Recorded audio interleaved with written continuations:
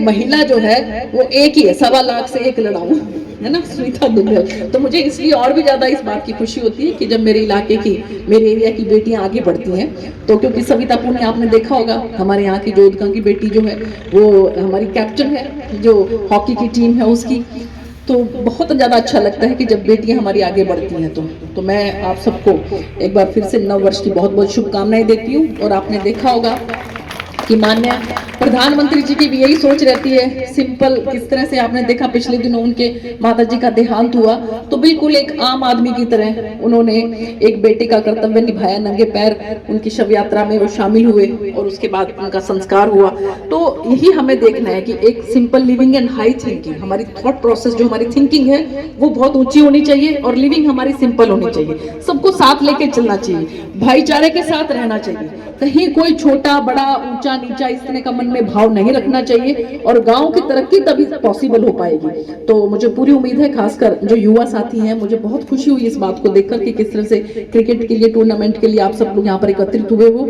और मैं बहुत जल्द, मेरी कोशिश रहेगी और आप लोगों की मुझे सहयोग की जरूरत पड़ेगी कि मैं कोशिश कर रही हूँ कि एक ना ब्लॉक समिति लेवल पर इस तरह से हम एक सांसद टूर्नामेंट, खेल टूर्नामेंट करेंगे युवा बच्चों के लिए, ताकि युवा हमारे जो है वो खेलों की तरफ उनका रुझान बढ़े। और उसके बाद फिर हम डिस्ट्रिक्ट लेवल पर सांसद खेल कूद प्रतियोगिता करेंगे, और उसमें हम बच्चियों का, लड़कियों का अलग से करेंगे, लड़कों का अलग से करेंगे, और उसके बाद फिर डिस्ट्रिक्ट लेवल पे करेंगे, और उसके बाद फिर लोकसभा लेवल पे करेंगे।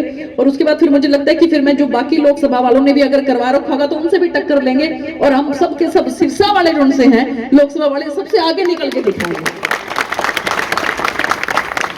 तो माननीय मुख्यमंत्री जी ने भी, आपने देखा पिछले दिनों आयुष्मान योजना है और भी कई योजना है वो लागू कर रहे हैं। और जिस तरह की राजनीति अब हो रही है भारतीय जनता पार्टी के संगठन की या सरकार की, मुझे नहीं लगता कि खासकर सिरसा वालों ने तो यहाँ पे पहले जोर जबरदस्ती की और लड़ाई झगड़े की, कब्जों की, इस तरह की राजनीति देखी है। तो मेरा परम सौभाग्य है कि मुझे मौका मिल रहा है आप लोगों की सेवा करने का। और लोकसभा में भी आप लोगों ने देखा होगा, इससे पहले ना तो किसी भी सांसद को आप लोगों ने सिरसा लोकसभा से इतने ज्यादा मतों से जिता के भेजा, 3,10,000 के करीब आपने मुझे जिता के भेजा। मैं तहे दिल से आपका उस बात के लिए भी बहुत बहुत धन्यवाद करती हूँ। और ना ही ऐसा मुझे लगता है कि पहले कोई सांसद आया जिसने आप लोगों की आवाज को बड़ी बुलंद तरीके से लोकसभा के अंदर रखा हो। नहीं रखा ना, भी पहले किसी ने देखा हो, नहीं रखा ना। और अब मैं जब बोलती हूँ तो कितने यहाँ पर लोग ऐसे जिन्होंने मुझे टीवी पे अपने इलाके की बात को संसद के अंदर बोलते हुए देखे, हाथ खड़ा किया कि अभी बनना शुरू हो, कंप्लीट हो गया है आपके यहाँ पर सॉलिड लिक्विड वेस्ट मैनेजमेंट का 28 लाख की लागत से सरकार की तरफ से जो है वो काम यहाँ पर शुरू हो गया। क्योंकि ये बहुत ज़रूरी है, किसी भी गांव को हम तब साफ सुथरा तभी रख सकते हैं कि जब वहाँ पर जो हमें, देखिए पहले हम भी अगर अपनी बात करें तो छोटे थे, हमें भी मालूम नहीं था कि सब कचरा हम एक ही तरफ डाल देते थे। लेकिन अभी आप लोगों ने धीरे धीरे नोटिस किया होगा कि जैसे जो गीला कचरा है, गीला कचरा का मतलब जैसे कि सब्जियां, हमने सब्जी काटी है या कि जो इस तरह की चीजें हैं उनको हम एक तरफ करते हैं। कोई प्लास्टिक वेस्ट है या कोई और तरह का वेस्ट है, ऐसा वेस्ट है जो रिसाइकिल नहीं हो सकता है, उसको हम अलग तरीके से रखते हैं।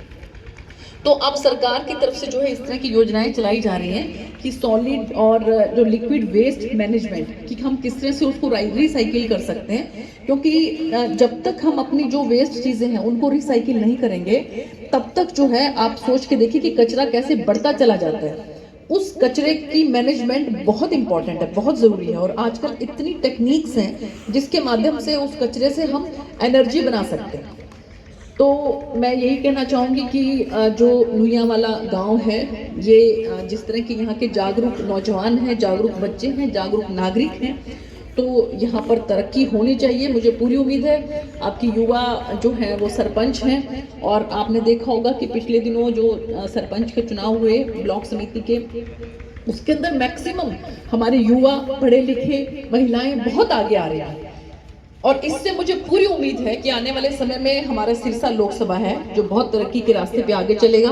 और आपके यहाँ पर कम से कम भी 25 लाख की लागत से ग्राम सचिवालय भी बनाया गया है। सरपंच साहब, ग्राम सचिवालय है ना यहाँ पर, नया है ना, बढ़िया कुर्सी कर्सी है आपकी, है? हाँ, तो ग्राम सचिवालय भी सरकार की तरफ से 25 लाख की लागत से बनाया गया है। और एक जो है ये IBP स्ट्रीट ऑफ सोहनलाल धानी, सोहनलाल जी की धानी के यहाँ पर जो है एक गली बनाई गई है 9 लाख की लागत से।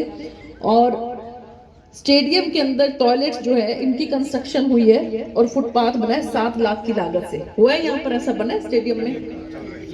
अभी अच्छा काम चल रहा है इसका कहीं। और एक आंगनवाड़ी सेंटर भी ये सरकार की तरफ से आपके नुइया वाली में बनाया गया है, लेकिन फिर भी वो कहते हैं ना कि इच्छा जो है वो आदमी की खत्म नहीं होती। ठीक है कि अभी ये हो गया काम, बहुत बढ़िया, जिम्मेवारी है सरकार की, सरकार नहीं कराएगी तो कौन कराएगा। तो और ज्यादा आपके इलाके का काम है, ये मैं आपको पूरा पूरा विश्वास दिलाती हूँ कि सरपंच साहब जो है वो नंबर 1 तो है कि ये तो है हमारे टूर्नामेंट का कार्यक्रम। एक सरपंच साहब आप भी